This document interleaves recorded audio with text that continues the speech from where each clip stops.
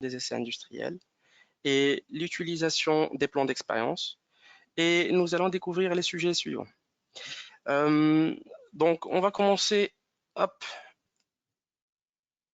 par pourquoi réaliser les essais industriels, comprendre l'importance des essais industriels dans le développement, l'amélioration et la validation des produits et des processus, et identifier les principaux objectifs des essais industriels. Donc ça, c'est un point important avant d'attaquer pourquoi les plans d'expérience ou une autre méthode. Bah, pourquoi on fait des essais? Euh, Puis on va commencer par la première méthode, la méthode la plus intuitive que les humains utilisent depuis des siècles et des siècles, qui est la méthode de variation d'un facteur à la fois. On va comprendre le concept de la méthode et examiner surtout les avantages et les limites de la méthode. Puis on va attaquer la méthode alternative, qui est les plans d'expérience, explorer les principes fondamentaux, comprendre comment les plans d'expérience permettent d'optimiser les essais et comparer les avantages et les inconvénients par rapport à la méthode de variation d'un facteur à la fois. Et à la fin, on va terminer par un exemple, une étude de cas d'un processus, le traitement thermique, et comment on a utilisé les plans d'expérience pour atteindre la sobriété énergétique, hein. Bien sûr, bien évidemment, les plans d'expérience, ce n'est pas le seul outil qui va permettre d'atteindre la sobriété énergétique, mais c'est parmi les outils. On va voir un exemple. Voilà, présentation d'un cas concret, traitement thermique, et analyse des facteurs clés et des variables de réponse liées à ce processus. Donc, ce webinaire, il est vraiment interactif, hein, donc n'hésitez pas à utiliser l'outil questionnaire, posez vos questions et à la fin, on va essayer de répondre au maximum possible des questions, hein. Il va durer maximum 1 heure ce webinaire. Donc voilà, on va utiliser une présentation, il y aura des discussions, quelques exercices, voilà pour un petit peu expliquer le principe des plans d'expérience. Vous aurez aussi l'occasion de poser des questions comme j'ai dit auparavant, et ça va être un échange, hein, donc n'hésitez surtout pas. Donc préparez-vous à plonger dans le monde des essais industriels et les plans d'expérience et comment on atteint la sobriété énergétique en utilisant les plans d'expérience. Ok.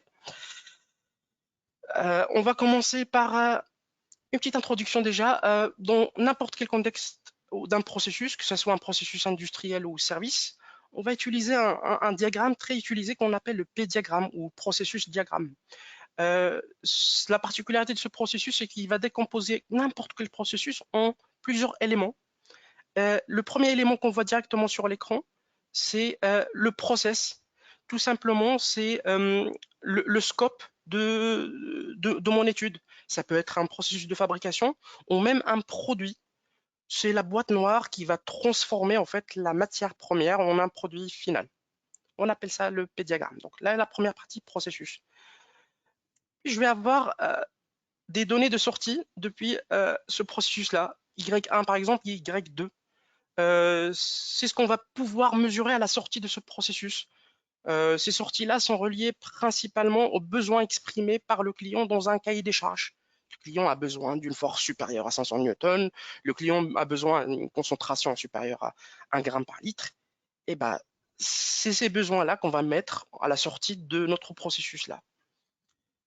Puis on va identifier plusieurs paramètres d'entrée. Le premier type de paramètre d'entrée, ça s'appelle X entrée, et tout simplement, c'est les variables transformées par le processus. Ces variables sont reliées directement à la matière première. Ça peut être des dimensions, ça peut être des paramètres mécaniques, des paramètres physiques, des concentrations, etc. Donc c'est vraiment relié à la matière première. Puis on va voir des X qu'on appelle les X bruits. Ces X bruits sont des variables qui peuvent affecter le processus d'une manière indésirable. Malheureusement, c'est des variables qu'on va subir pendant nos essais. Ces variables sont souvent considérées comme des sources de variabilité ou des perturbateurs. Par exemple, dans le cas d'une machine de production, eh ben, la variable bruit pourrait être des fluctuations au niveau de l'intensité électrique, les vibrations de la machine, si la machine est instable. Les erreurs humaines aussi, on peut les introduire dans les variables bruit. Et l'inclusion de ces variables dans un P-diagramme permet de les identifier, de les lister et de les prendre en compte quand on fait l'analyse finale d'un plan d'expérience, hein. Parfois, on va obtenir beaucoup de variabilité, bah, potentiellement, un plan d'action, ça va être de maîtriser une de ces variables. Puis un dernier type de variable qui est les variables pilotage, hein. Donc ce sont des variables qui sont contrôlées ou manipulées dans le processus. Ce sont des facteurs que vous pouvez ajuster ou modifier avec un bouton. Et ces facteurs influent directement le résultat. Ça peut être une puissance, ça peut être une fréquence, ça peut être une pression, etc. D'accord? La présentation globale que vous voyez comme ça s'appelle un P-diagramme et ça permet de déterminer le scope et faciliter l'étude. Et souvent, avant d'attaquer un plan d'expérience, il faut déterminer le scope, les sorties et les entrées.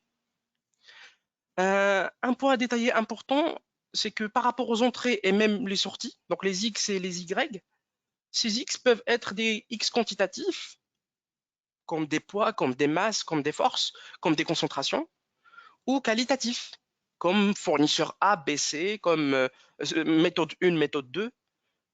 Donc ça, c'est des choses qu'on va rencontrer quand on fait un plan d'expérience ou un essai industriel. Quand on fait des essais industriels, souvent on les réalise pour diverses raisons. Ils jouent un rôle essentiel pour le développement, l'optimisation, la validation des processus industriels. Les essais sont réalisés pour différentes raisons. Exemple, pour la vérification de la performance d'un produit, des essais permettent de déterminer si un produit ou un système ou un processus fonctionne comme prévu et atteint les objectifs fixés. Je donne un exemple comme ça. Dans le domaine de l'ingénierie, des essais sont effectués sur les prototypes pour des études de faisabilité, pour avoir un go-no-go pour la suite du projet. Ou sinon, si je prends par exemple l'exemple des optimisations et améliorations, les essais permettent de recueillir les données et des retours d'expérience sur un produit, sur un processus. Comme ça, à la fin, on peut optimiser et atteindre une bonne amélioration. Mais on peut réduire tous ces objectifs en 3 types d'objectifs, si vous voulez, quand on fait des essais. Le premier type d'objectif, c'est ce qu'on appelle les essais d'exploration, caractérisation, débroussaillage ou le défrichage. En anglais, on appelle ça aussi screening. Peut-être que vous avez déjà entendu parler du terme screening. Ce type d'essai fait référence à une évaluation préliminaire. On a une nouvelle machine, on ne sait pas comment elle se comporte. On va faire des essais pour comprendre, par exemple, quelles sont les variables les plus influentes qui ont un impact sur les sorties Y, par exemple. Ou imaginez quand vous allez lancer une batterie d'essai, vous allez identifier les X potentiels. Souvent, quand on fait un brainstorming, voilà, si l'ambiance est bonne dans un 5M et que tout le monde est motivé avec des chocolats sur la table, vous aurez minimum entre 30 essais et 100 essais. Donc vous voyez que le nombre de X peut exploser facilement.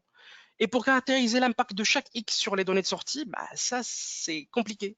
Donc il y a des techniques qui sont utilisées, qu'on appelle les essais de débroussaillage ou le screening, qui vont permettre sur 30-40 X identifiés, on va garder 5-6 X essentiels, les plus influents et qui ont le plus d'impact sur mes données Y. Donc ça, c'est le premier type, c'est ce qu'on appelle les essais d'exploration. Puis il y a un deuxième type, c'est ce qu'on appelle les essais de modélisation. L'objectif, c'est obtenir un modèle prédictif à la fin. Et en gros, on va réaliser une série d'essais et grâce à ces essais-là, on va obtenir un modèle mathématique qui va relier les données de sortie avec les données d'entrée.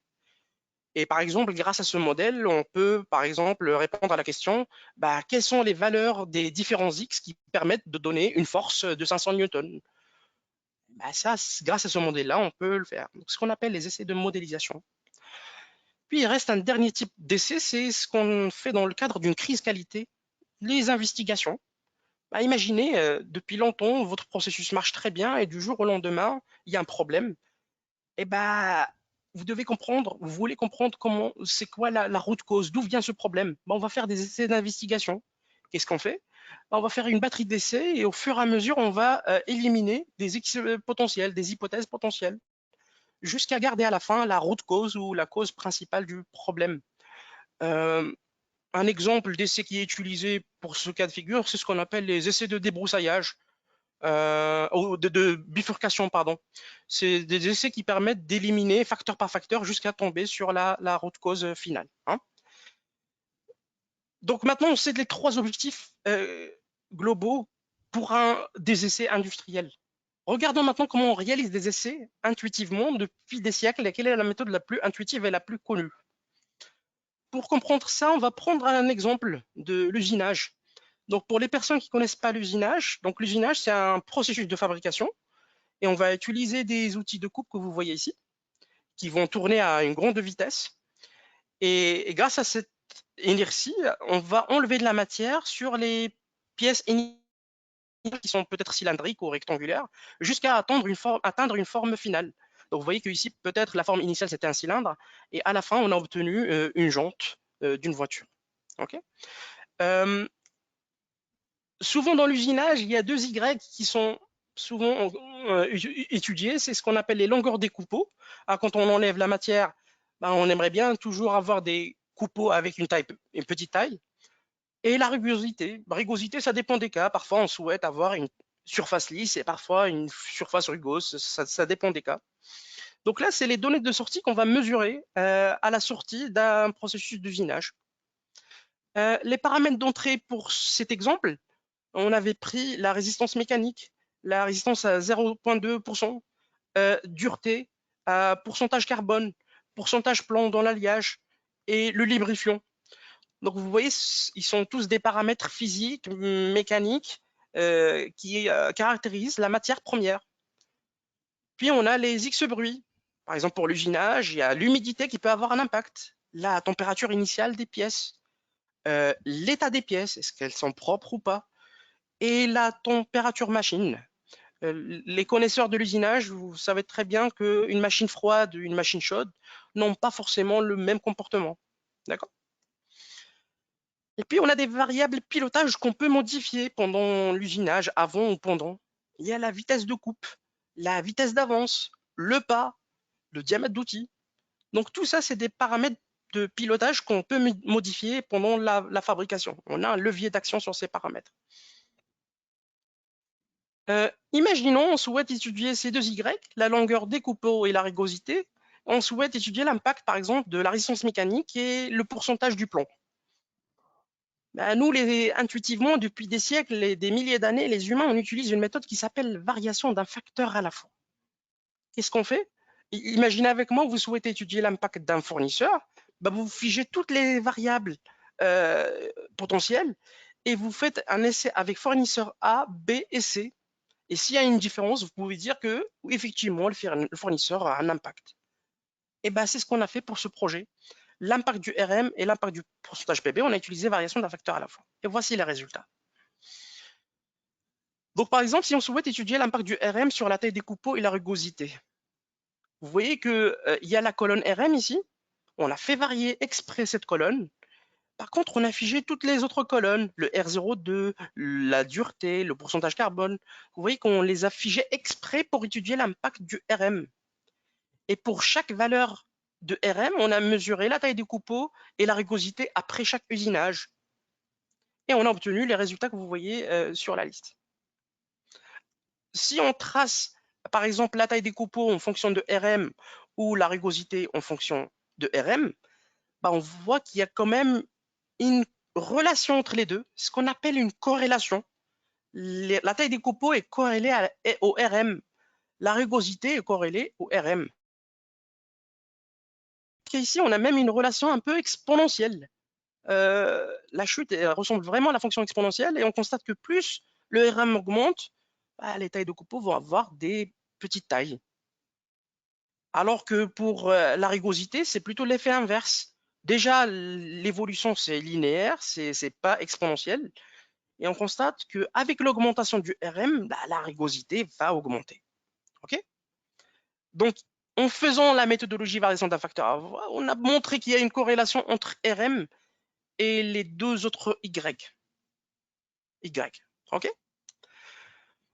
Prenons maintenant le cas de l'impact pourcentage PB sur la taille des coupeaux et la rugosité. Bah, vous voyez ici que on a fait varier exprès le pourcentage du plomb et on a regardé l'impact sur la taille des coupeaux et la rugosité et on a figé toutes les autres variables. Cette fois-ci, remarquez que RM, on l'a figé à 583.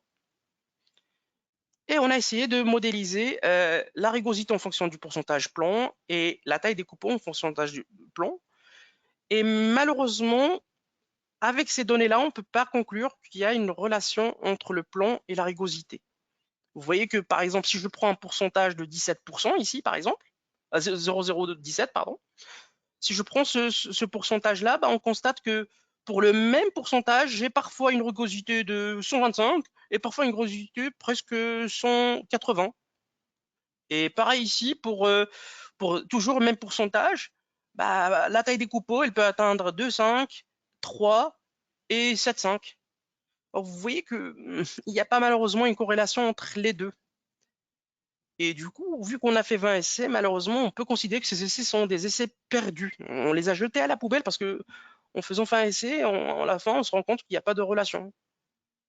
Et imaginez bien que le même travail, on doit le faire pour toutes les autres variables, parce que là, on a étudié uniquement RM et pourcentage PB. Bah, imaginez les autres variables. Bah, ça vaut le coup de faire le même travail sur les autres.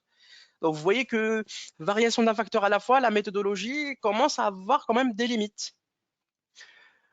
Il y a un autre sujet, c'est que pour cette configuration-là, en figeant RM à cette valeur, R02 à cette valeur, ainsi de suite, et en variant le pourcentage PB, on n'a pas trouvé une relation. Mais qui me dit que si je change une autre variable, je vais avoir une relation? Là, on parle des interactions. L'interaction entre la variable pourcentage PB et peut-être un autre paramètre. Et malheureusement, la variation d'un facteur à la fois, elle ne permet pas d'identifier ces interactions. Donc ça, c'est parmi les limites de la méthode. OK? Donc en gros, en fait, la méthode, elle est toujours utilisée, hein, c'est la plus intuitive, parce que voilà, c'est assez intuitif pour les humains. Mais il y a quand même des alternatives qui permettent d'éviter de faire des essais non nécessaires, connaître à l'avance le nombre des essais maxi qu'on va faire, permettre de modéliser, donc avoir cette fameuse équation qui va relier mes sorties avec mes entrées. Et aussi, bah, la précision sera meilleure et je vais déterminer surtout les phénomènes secondaires comme les interactions. Et c'est là qu'il y a M. Fischer, dans les années 20, entre 20 et 30, il a développé une nouvelle méthodologie qui s'appelle les plans d'expérience. Donc là, j'ai mis une cote ici à côté de Fischer. C'est vrai que la référence est non identifiée, mais je pense fortement que Fischer a dit cette cote. Fischer dit que la présence d'interactions entre les facteurs nous rappelle que l'ensemble est plus que la somme de ses parties. Et que pour comprendre pleinement les relations complexes dans un système, nous devons tenir compte des effets conjoints des variables indépendantes. Et là, clairement, il fait référence aux interactions. Et on va les comprendre tout à l'heure parce que là, je mentionne régulièrement interaction, mais tout à l'heure, vous allez comprendre c'est quoi ces phénomènes secondaires, une interaction, et surtout, quelle est la différence entre une interaction et une corrélation. D'accord? Donc, pour comprendre la méthode des plans d'expérience développée par Fischer, on va faire une étude comparative. Commençons par la méthode de variation d'un facteur à la fois. Et imaginons dans ce cas-là, on a une batterie d'essai à faire, et l'objectif, c'est de connaître l'impact de la pression et de la température sur une force. OK? Donc, qu'est-ce qu'on fait pour réaliser les essais? Pour étudier l'impact de la pression, on va figer la température, par exemple, à 50 degrés, et on va faire un essai à une pression basse, à 1 bar par exemple, et un essai à une pression haute, à 5 bars. Et ben, la pente entre les deux points, c'est l'effet principal de la pression. Dans ce cas-là, quand la pression augmente, bah, la force va augmenter parce que c'est une pente positive. Et on va faire de même pour la température. Pour étudier l'impact de la température, tout d'abord, on va figer la pression, par exemple, à 3 bars. On va faire un essai avec une température de 0 degré, puis un essai à 100 degrés. Et la pente entre les points, c'est ce qu'on appelle l'effet principal de la température. Et dans ce cas-là, l'effet, il est négatif. Pourquoi? Parce que plus la température augmente, plus la force va diminuer. On a une pente négative. Ça, c'est la caractéristique de variation d'un facteur à la fois. Les plans d'expérience, c'est pas la même chose. Au lieu de tester le milieu du plan, on va tester plutôt les coins. Vous allez voir. Donc ici, pour faire un plan d'expérience, imaginons qu'on souhaite étudier l'impact de la température. D'accord? Tout à l'heure, l'impact de la température, on l'a étudié pour une pression donnée fixe qui est 3 bars. Ici, pour le plan d'expérience, on va étudier l'impact de la température sur 2 niveaux de pression. Je m'explique. Pour le premier essai, on va fixer la température à 1 bar et on va faire un essai à une température basse. C'est le point que vous voyez ici. Toujours pour la même pression à 1 bar, cette fois-ci, on va changer juste la température, on va passer à 100, on va faire un autre essai. Et donc là, normalement, la différence entre les deux, la pente entre les deux, c'est l'effet de la température à une pression de 1 bar. La prochaine étape, ça va être quoi? Ça va être la même chose, mais à 5 bars. Cette fois-ci, on va figer la pression à 5 bars, faire un essai à une température basse, toujours pour la même pression, faire un essai à 100 degrés. Et donc là, vous voyez qu'on teste les coins du plan.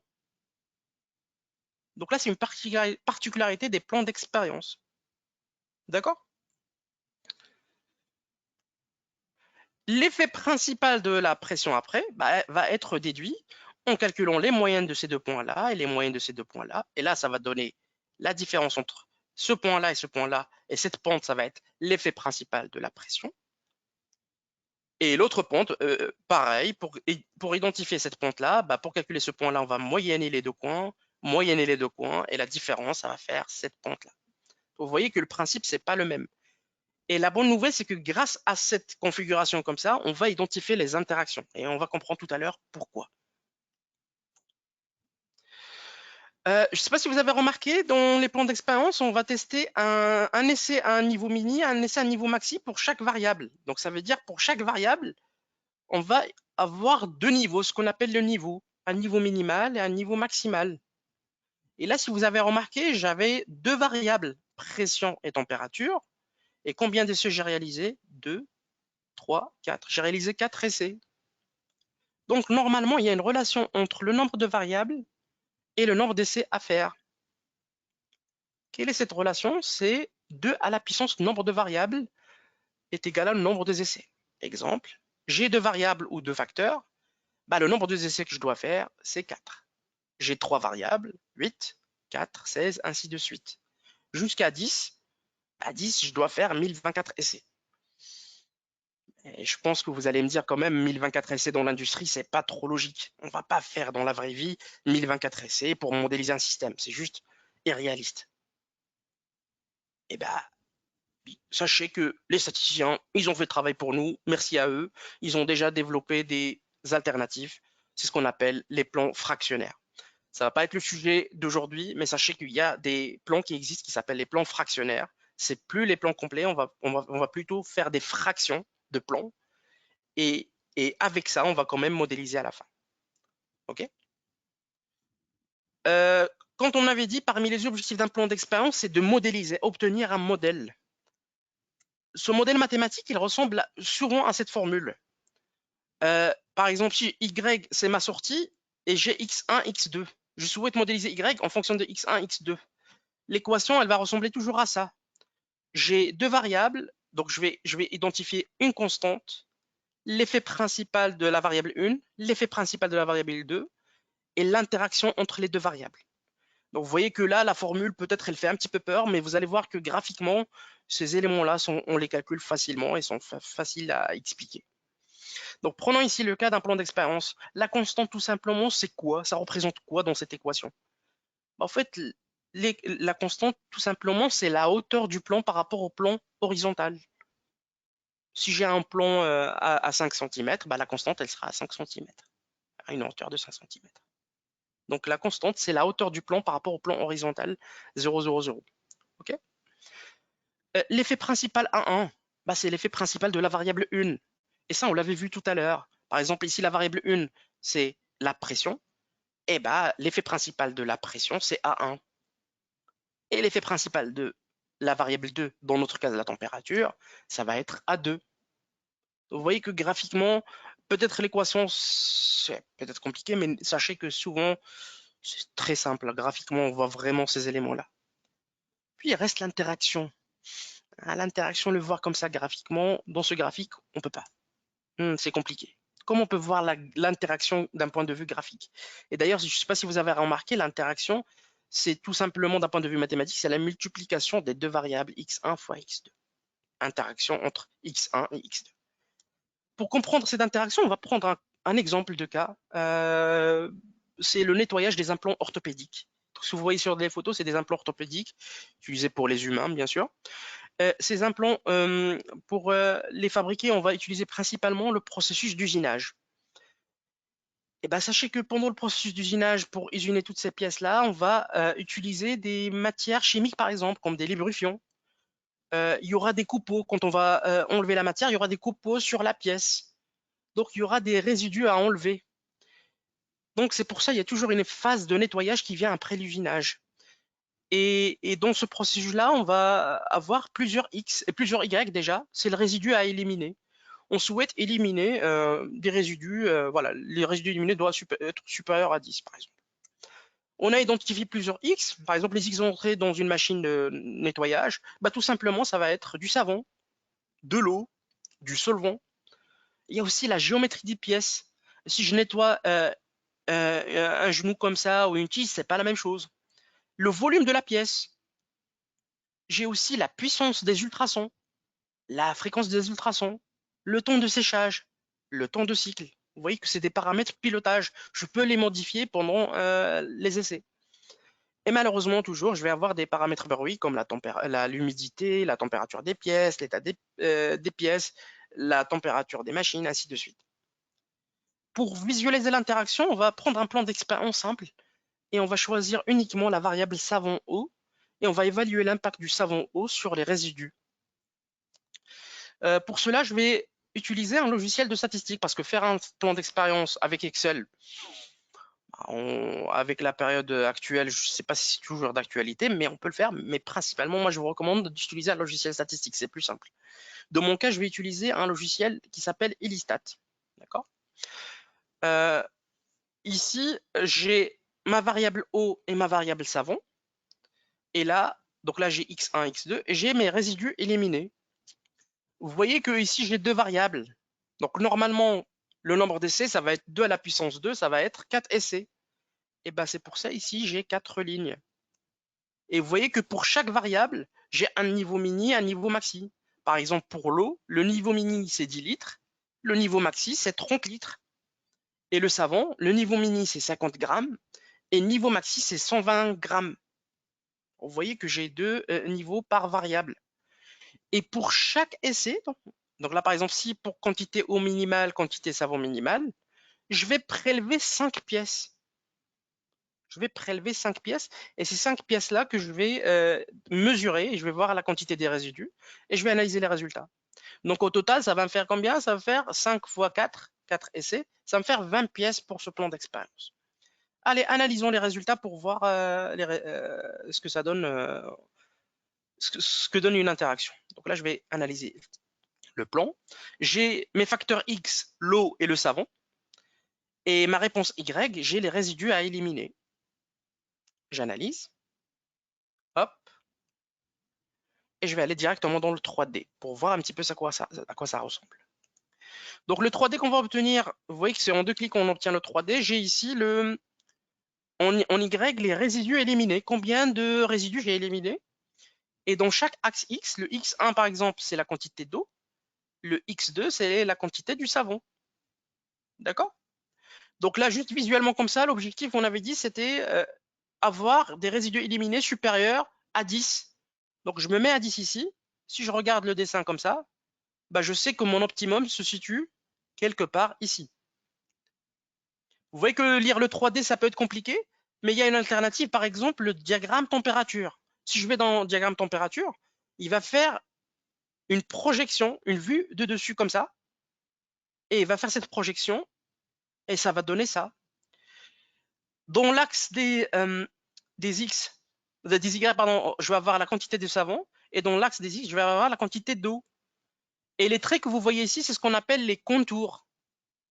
Et par exemple, à partir de ce trait-là, on voit que toute cette zone-là donne une quantité de résidus éliminés supérieure à 10. Donc, je sais que ma solution optimale se trouve dans cette zone-là.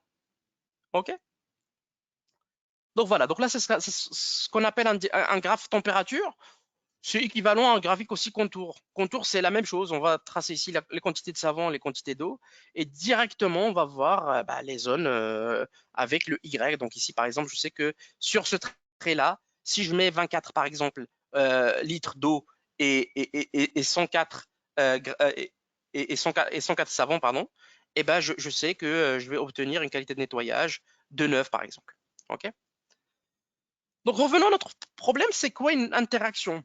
Est-ce que là, je peux dire qu'il y a une interaction entre l'eau et le savon? Ici, je peux le dire. Pourquoi? Parce que la manifestation graphique d'une interaction, c'est la déformation du plan. Donc vous voyez que ici, j'ai un plan bien déformé. Donc là, je peux dire que l'eau et le savon, il y a bien une interaction entre les deux. Donc en fait, c'est quoi tout simplement une interaction? L'interaction, on peut la résumer comme ça. L'effet d'une variable varie selon le niveau de l'autre variable. Donc par exemple, l'effet de l'eau, ici par exemple, ici, plus j'augmente l'eau, plus la résidus éliminée augmente, alors que l'autre zone, ici, plus j'augmente l'eau, plus la quantité des résidus éliminés diminue. Pourquoi? Parce que l'eau dépend du niveau du savon. Si j'ai un niveau savon maximal, minimal, le comportement de l'eau n'est pas le même. C'est ça une interaction entre l'eau et le savon. D'accord? Donc là, clairement, l'interaction, la manifestation géométrique d'une interaction, c'est la déformation du plan.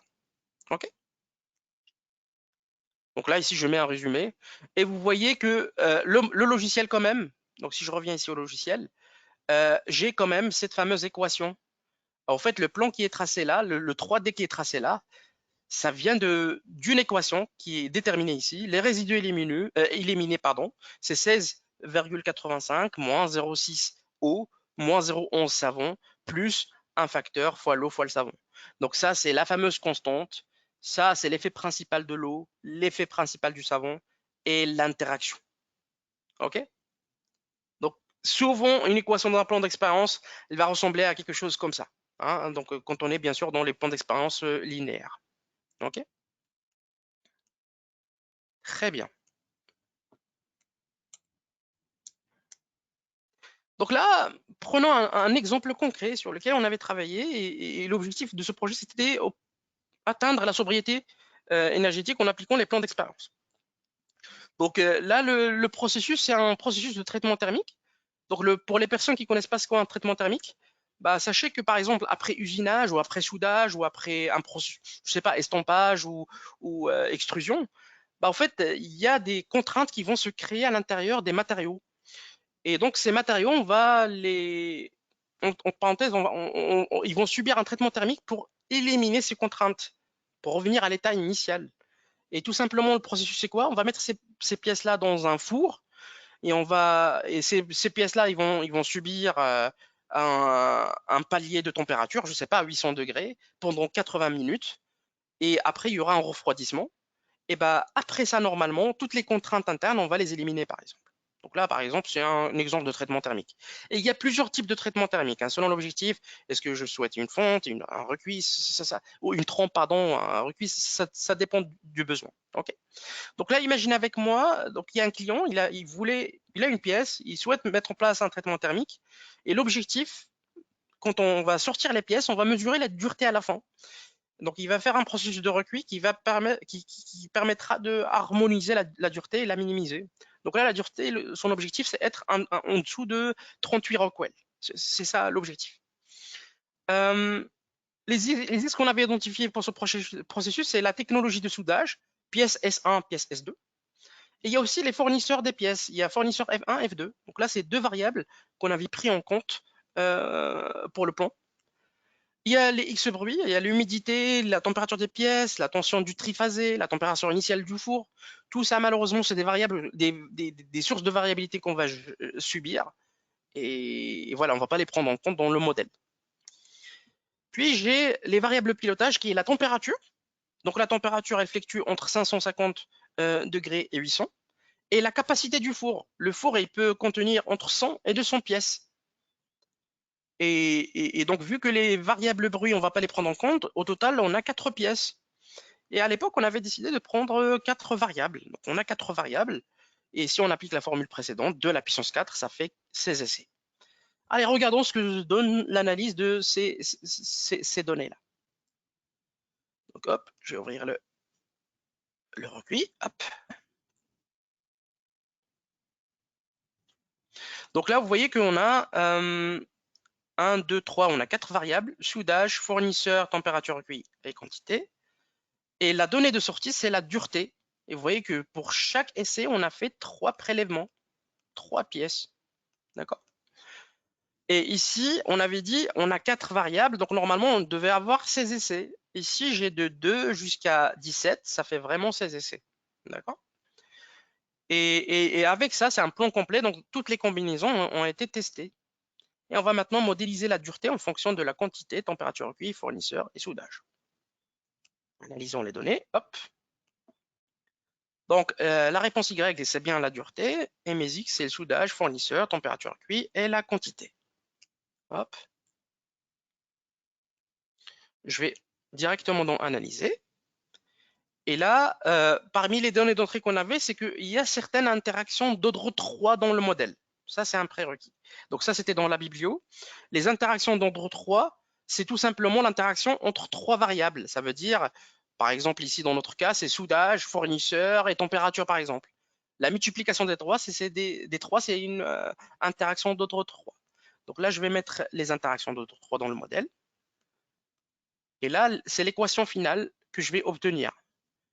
C'est une équation assez complexe, hein. Vous voyez que clairement, elle est très lourde. Et là, ici, je vais avoir des données importantes qui vont m'aider à alléger cette équation parce que voilà, il y a des variables qui ne sont pas significatives. Bah, si elles sont non significatives, bah, ça vaut le coup de les enlever du modèle. Donc, par exemple, ici, il me dit, là, j'ai une colonne qui s'appelle significativité et il me dit que, par exemple, l'interaction fournisseur, température, puis quantité, celle-ci, elle est non significative. Bah, là, j'ai tout simplement une colonne éliminée. Je vais éliminer ça du modèle et là, ça va disparaître de l'équation. D'accord? J'ai par exemple soudage fournisseur quantité. Soudage fournisseur quantité. Là, je l'ai bien dans l'équation. D'accord? Et bien là, je vais juste l'éliminer parce qu'ici, il me dit qu'elle est non significative. Et là, l'équation devient de plus en plus allégée. Puis j'ai d'autres éléments ici. Par exemple, j'ai fournisseur quantité. Il me dit non significative. J'enlève. Ça aussi, il me dit d'enlever. J'enlève. Là, il me dit température quantité. Ouais, le facteur, il est de 4 à la puissance 10-5. C'est un facteur très petit. Et là, il me dit, ouais, potentiellement, c'est significatif. Ouais, je vais enlever pour voir. Ouais, j'enlève. L'impact sur le modèle, le R carré ici, il reste toujours le bon. Donc, je peux l'enlever, je peux alléger mon modèle. Soudage, température de recueil, j'enlève. Et à la fin, je laisse que les termes qui sont significatifs. Et là, à la fin, j'ai une équation finale qui ressemble à ça. D'accord? Grâce à cette équation, on va faire maintenant, on peut faire de la prévision. J'ai une équation, je peux faire une prévision. La prévision me permet de soit maximiser, soit minimiser, soit cibler. Rappelez-vous de l'objectif. Si je reviens dans le diapo, l'objectif, on souhaite avoir une dureté inférieure à 38 Rockwell. Donc là, clairement, on est dans une problématique de minimisation. On souhaite minimiser la dureté et le maximum qu'on souhaite atteindre, c'est 38. Donc là, on est vraiment dans la minimisation. D'accord? Bah, dans ce cas-là, je n'ai qu'à appuyer sur minimiser ici. Là, dans leurs données, j'ai la dureté et dans chaque case ici, j'ai la variable. Ici, par exemple, c'est le soudage, le fournisseur, la température recueillie, la quantité. Donc, vous voyez que je peux jouer ici avec les, par exemple, fournisseurs. Là, j'ai F2. Je peux dire que non, moi, j'aimerais bien F1. Et le fait de bouger le F1, la réponse, ici, elle va changer. Donc là, je suis à F1, je suis à 35, la réponse moyenne. Si je passe à F2, bah, la réponse passera à 32. Je peux faire pareil pour le soudage. Bah, le soudage, si je passe à S2, bah, la dureté moyenne, elle sera de 38,85. Si je passe à S1, la dureté moyenne, elle passe à 32,95. Donc vous voyez que dans cet onglet-là, je peux commencer à prédire sans faire un essai. Par exemple, imaginez dans les essais qu'on avait réalisés ici, on avait des températures entre 550 et 800. Bah là, par exemple, je peux mettre quelle serait la valeur de la dureté si je mets 760 degrés, par exemple. Ici, j'ai 760. Bah là, la valeur, elle est 35,25. Là, j'ai prédit la réponse de la dureté en se basant sur les essais du plan d'expérience. C'est vraiment un outil très puissant qui permet de prédire des réponses et des essais qu'on n'avait pas réalisés auparavant. OK? Donc là, on avait dit l'objectif de ce projet, c'est de minimiser la dureté. Et le logiciel, il me dit que pour minimiser, tu peux utiliser le fournisseur du soudage, la technologie de soudage S1, le fournisseur F2, la température de recuit 800 degrés et la quantité, tu peux mettre jusqu'à 200 pièces. Analysons tout ça pour voir comment on peut atteindre ou améliorer la sobriété énergétique pour un résultat qui est toujours conforme. Bah oui, il y a par exemple la quantité des pièces dans le four, ça joue. Parce que si je passe 200 pièces en même temps, bah, ça va être plus économique que si je passe 100 pièces en même temps. Je traite le double de pièces en même temps. Donc je peux garder 200 pièces parce que c'est pas mal comme solution, c'est optimal. Qu'est-ce qu'il y a d'autre comme variable qui peut avoir un impact sur la sobriété énergétique? Bah tiens, la température. La température ici, il me propose 800 degrés. Là, avec ce bouton, je peux changer la température. Je peux dire, là, je suis à 790. Là, je vois que la dureté, elle est toujours conforme. Donc, il y a moyen de gratter un petit peu pour minimiser la température et toujours être conforme. Allez, on va passer jusqu'à 750. 750, je suis à 34. Ouais, je peux descendre encore. 35. 35, toujours 35. Ouais, moi je peux aller jusqu'à 690. Donc imaginez, j'ai enlevé presque 110 degrés. Donc sachant que voilà, hein, le recuit, on parle de 90 minutes de recuit. Donc sur 90 minutes, sur 90 minutes, pardon, j'enlève 100 degrés. Bah, je vous laisse faire le calcul pour la facture énergétique à la fin. Et surtout que la qualité à la fin, elle est toujours conforme. Vous voyez, donc vraiment avec les plans d'expérience, on peut atteindre des objectifs comme ça. Vous pouvez imaginer d'autres variables comme ce type-là. Par exemple, je peux intégrer la variable temps. Le temps, ils l'ont figé à 90 minutes. Bah, peut-être, je peux intégrer une variable temps et voir, je ne sais pas, passer de 90 minutes à 60 minutes, par exemple. Je gagne 30 minutes. Donc tout ça, on peut le prendre en compte. Vous voyez? Donc voilà, avec ça, on peut vraiment, les plans d'expérience, on peut atteindre la sobriété énergétique en utilisant, en prenant, en choisissant surtout les bonnes variables et les bonnes sorties qu'on mesure. Là, ici, la dureté, c'était un bon choix, mais si on choisit mal la sortie, bah, malheureusement, on ne va pas aboutir à un résultat final. OK? Donc normalement, j'ai tout vu, hein, donc j'imagine vous avez des questions. On peut passer à la séance de questions et on échange par rapport à ça. Je tiens à vous remercier pour votre attention.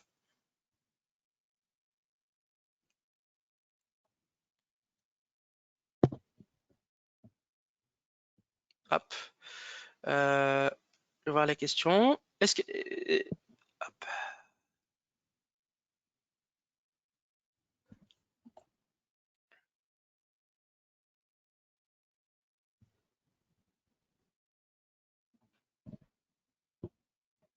hop. Si vous avez des questions, vous pouvez les mettre dans l'onglet questionnaire, hein.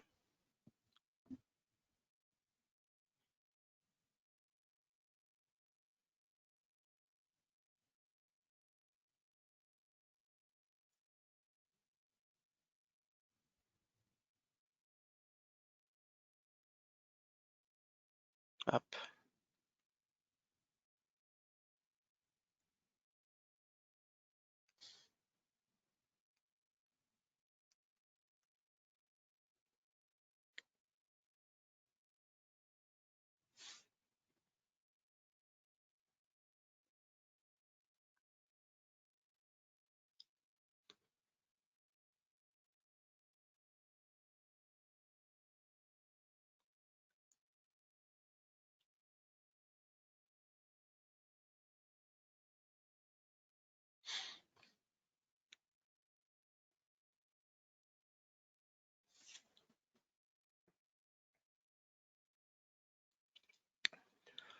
Euh, Est-ce qu'on a des questions, euh, Franck, de la part des participants?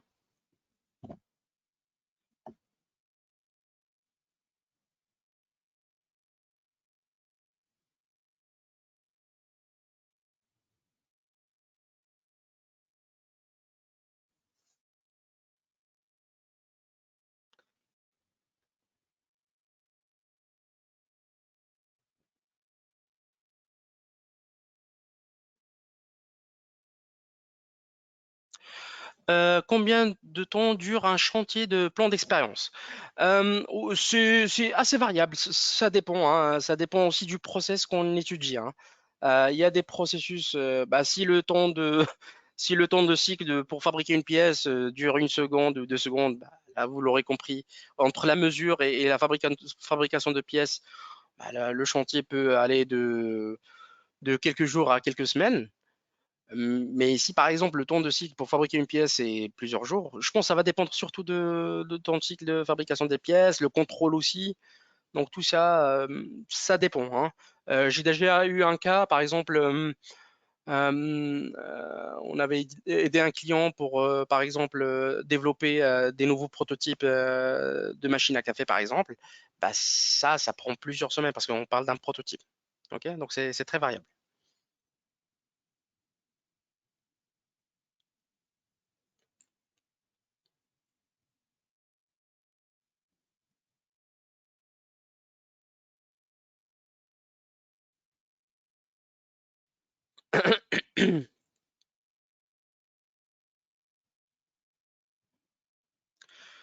Le logiciel utilisé est-il payant? Si oui, combien? Je peux pas vous donner exactement le chiffre, mais le logiciel utilisé, il est payant, hein, il est bien payant. Donc moi, la version que j'utilise, c'est Elistat. Mais le tarif, je ne peux pas vous répondre parce que c'est Elistat qui commercialise le logiciel.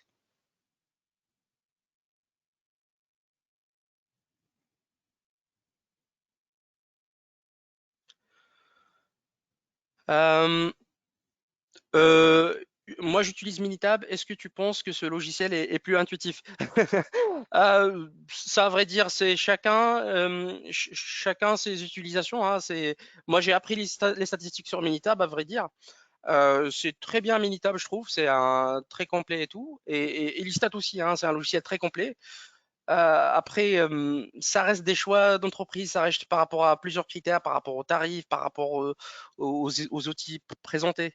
Il y a d'autres logiciels aussi qui existent dans le marché. Donc, par rapport à ça, euh, moi, j'ai une préférence de Elistat parce que mon entreprise utilise ça et on travaille beaucoup avec Elistat. Et du coup, depuis, j'utilise que Elistat, hein.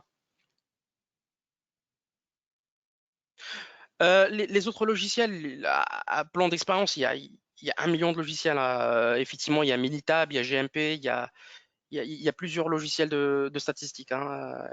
Il y en a qui utilisent aussi Python, des modules de Python, on peut utiliser ça aussi, mais voilà, ça dépend il y a plusieurs fournisseurs de logiciels, hein. Je les ai pas en tête, mais il y a un tas.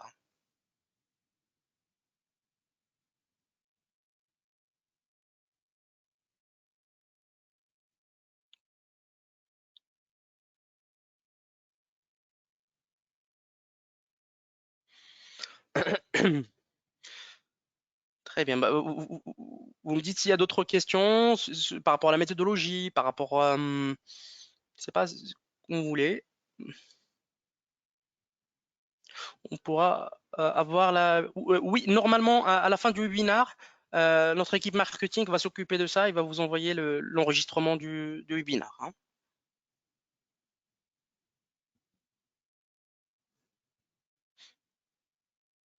Et je pense même les personnes qui n'ont pas malheureusement eu le temps pour assister, ils vont recevoir le lien normalement.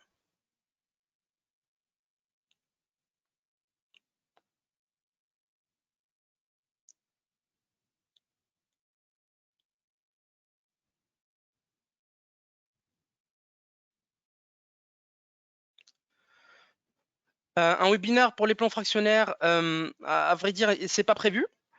Euh, c'est pas prévu, mais c'est envisageable, pourquoi pas, c'est s'il y a un besoin. Nous, effectivement, on se base sur le besoin, donc là, on relève tous ces besoins, l'équipe marketing va lister tous ces besoins-là et on regardera par rapport au prochain webinaire. Mais on note ça. Mais normalement, oui, on peut présenter aussi les plans fractionnaires, tout à fait.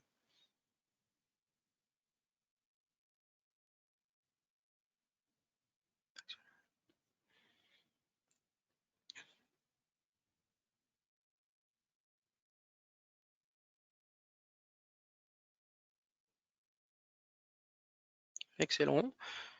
Euh, tac. Je ne sais pas s'il y a d'autres questions ou des choses qui n'étaient pas trop claires et vous voulez que je la explique, il y a pas de problème, hein.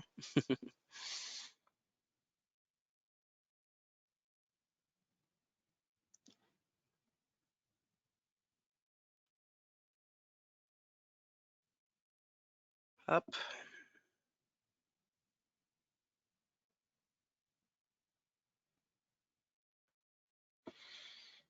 Eh ben, écoutez, messieurs, dames, si vous n'avez pas de questions, je tiens à vous remercier pour votre écoute. Si vous avez des questions, je laisse mes coordonnées sur l'écran. N'hésitez pas à nous contacter. On peut échanger par rapport au plan d'expérience ou d'autres sujets qui ont un rapport avec le Six Sigma, carte de contrôle, plan d'expérience, donc tout ce que vous souhaitez. Eh ben, très bien, sur ce, je vous souhaite une agréable journée. Au revoir. Merci beaucoup.